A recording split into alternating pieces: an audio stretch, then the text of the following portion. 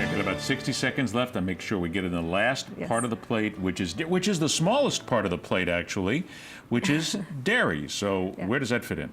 Yeah, so dairy, or I like to say your sources of calcium, there's so many options out there now. So just keep an eye whether you drink cow's milk, keep it low fat or 1%, or skim. And again, if you look at the label reading, it's because it's lower in saturated fats. So that way you can choose lower saturated fat cow's milk, cheese, and yogurts.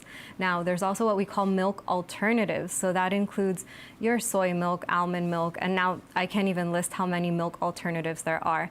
We'd be here for a week. I would just encourage you, they have labels, look at the labels. I have come across milk alternatives, such as almond milks, for example, that are not fortified in calcium or vitamin D. So you might be thinking, I'm drinking my calcium from this almond milk, and that company specifically did not fortify. Now, if you compare other labels, you'll find, and also another keyword, unsweetened. So we're avoiding the added sugars, but also check the label to make sure that it is fortified with those around 20% for your calcium and vitamin D. And look for unsweetened in there as well. And You look wanna for make sure that word that's some of it. unsweetened, or double check that added sugar line that we just talked about, Okay. right?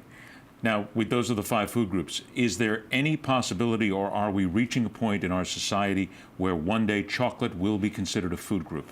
Have we gotten there yet? I don't think we've gotten there yet. Can we not work on this? I mean, there are people sitting in the control room right now that are desperate for this to become a food group now. We have to help them.